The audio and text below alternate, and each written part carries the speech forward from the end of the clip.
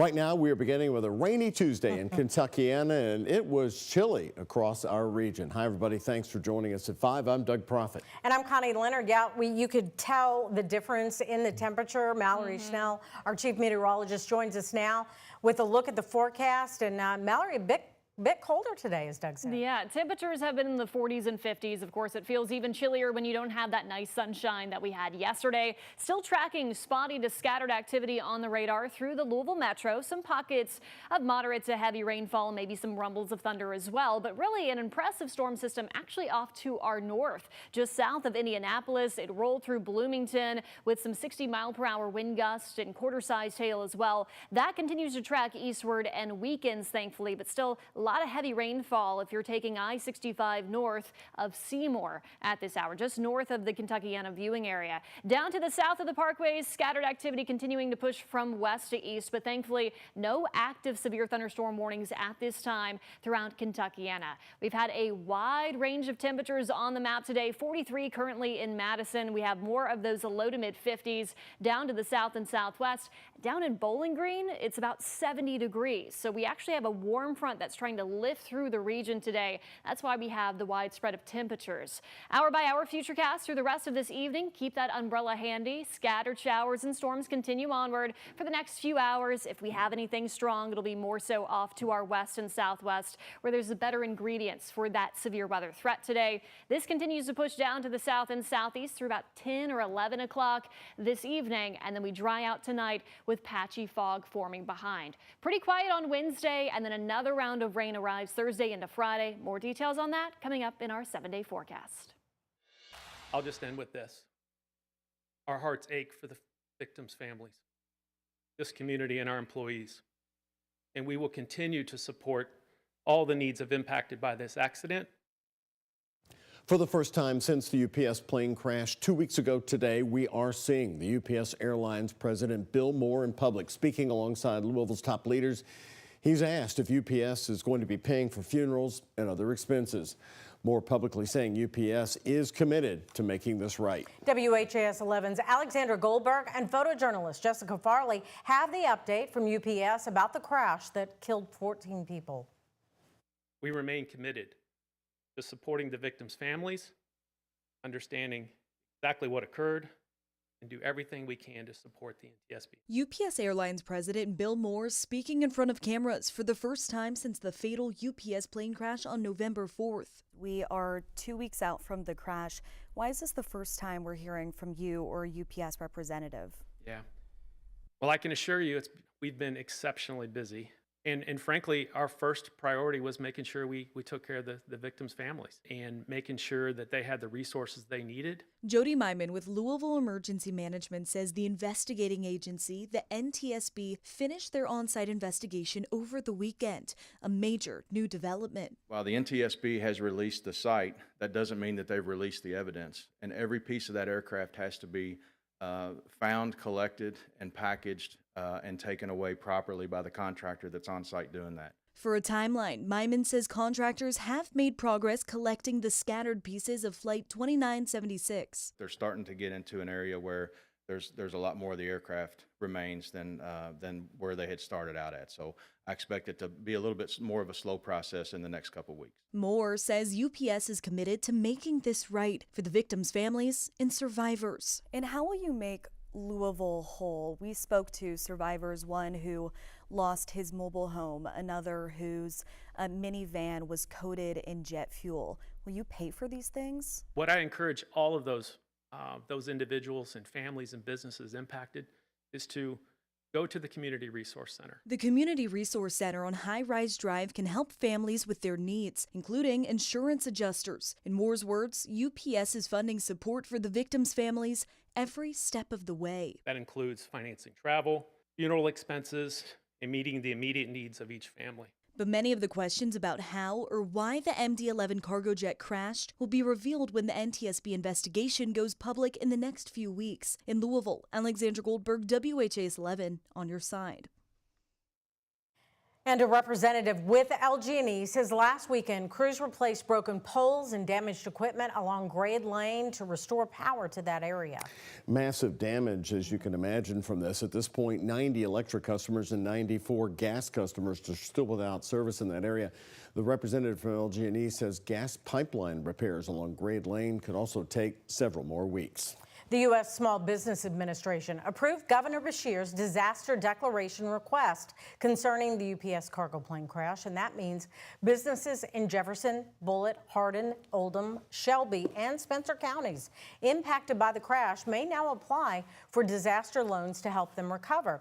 Now, the SBA identified 57 businesses damaged to some degree by the disaster after surveying the crash site, and the deadline to apply for a loan is August 17th of 2026. To apply, just go to lending.sba.gov.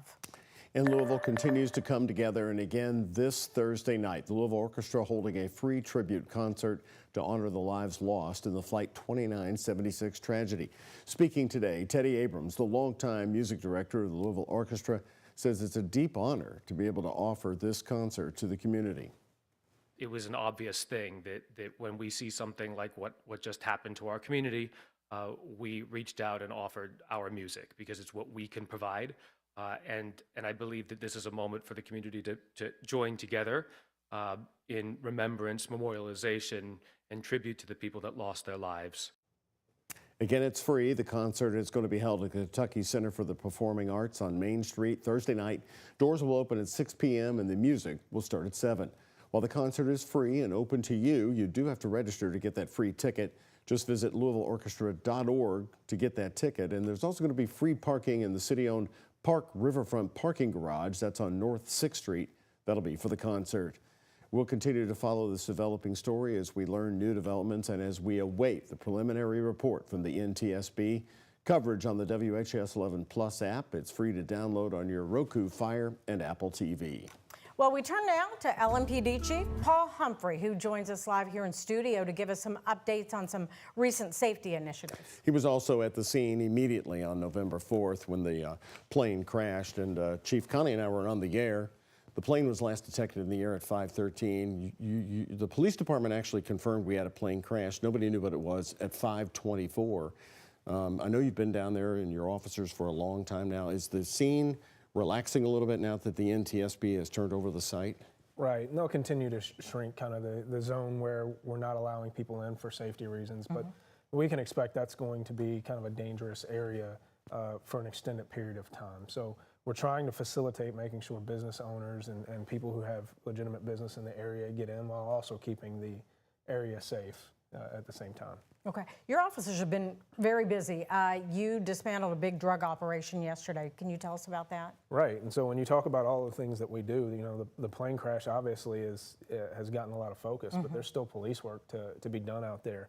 And every day we have our officers out there just absolutely putting in hard work to get guns off the street. And so what you see here is the results of a search warrant that 2nd Division Impact Unit did over in Park Hill, and they got three guns, one of which was stolen. A good amount of drugs, including crack cocaine and some ecstasy laced with methamphetamines. And this is just exemplary of the type of stuff that goes on every day in Louisville, whether it's the beat cops out there that are trying to get people off the street, trying to serve people and keep people safe, or it's our detective units that are investigating crimes, you know, getting people who are getting stolen cars off the street. You know, we just had 6th Division officers just did a huge bust earlier this morning with the SWAT team on a stolen car ring where they were able to follow up on several stolen cars. I think they recovered 5 and put 2 people in jail for criminal syndication. Stolen from all over the area? All over the area, not just in Jefferson County or Louisville. And you know, so this is the type of work that's being done every day. Something else you brought up, ATVs. This was brought up at the Metro Council last night. We covered it, tearing up parts of Iroquois Park and other parts of South Louisville. How bad is this problem? Is it still a problem now? And what's your view now on the enforcement? I know in the past you've talked about you'd like to confiscate them and even crush ATVs like you have in the past a car. And that's another area where we'll use all the tools that we're using to investigate other crimes to make sure that we follow up on those. You know, when we talked about the street racing that oftentimes we followed up and got those cars after the fact when it was safer to do it, when we didn't have to chase people and things like that. And I'm expecting that we're going to be able to do the same thing with a lot of these ATVs and dirt bikes and make sure that we can keep it calm down there for the residents. And that's really what you were hoping for, because right now it's illegal already. It's not Right. like, okay. Right, so it's already illegal, and what this will give us the ability to do is crush some of those and confiscate some of those and take them off the street. And it's dangerous for you to chase them. 100%. The last thing I want to do is have an officer chasing a car, putting themselves in harm's way, or putting innocent people in harm's way. I mean, you're talking about an uncontrollable event oftentimes where we're asking officers to make split-second decisions, and I don't want them to unreasonably risk their lives. And so we need to invest more in our training and technology and equipment that's going to be able to help us investigate and take people into custody safety.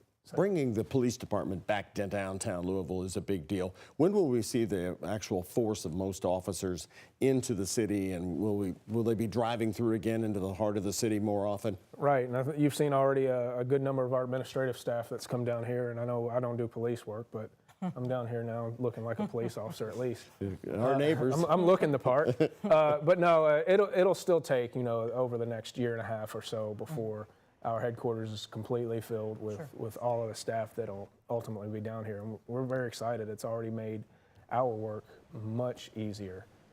And so, we're still excited about it, and it's a place we can call home. Yeah, new sign looks nice. And real quickly, Light Up Louisville, a lot of extra officers out for that event? Yeah, Light Up Louisville is one of our signature events for the city, and so we make sure that we dedicate all the resources to make sure that everybody has a great time. You just talked about the One West Christmas Festival, a great organization, and the holidays are an amazing time where we get to celebrate family and faith in each other, and so we make sure that we do our job as public servants to keep people safe in that time. Final question: as you were leaving us last time, you mentioned that you were having you had your biggest recruiting class since 2020, of course, a milestone year for the police department and the community.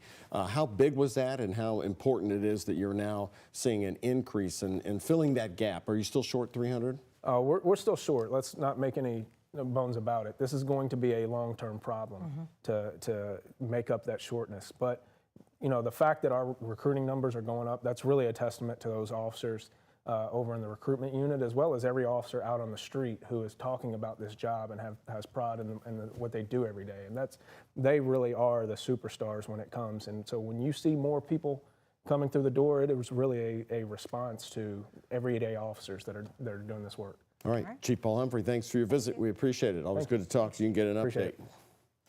All right, well, some major news today out of Washington. The House has passed the bill to release the Epstein files, but now it requires Senate approval to move to the president's desk. We hear from one of the bill's biggest supporters, Kentucky Republican Thomas Massey. That's next. And here's a check of today's Kentucky Lottery jackpots. Mega Millions, $50 million. Powerball, $593 million. The Kentucky Lottery, funding education for over 1 million Kentucky students.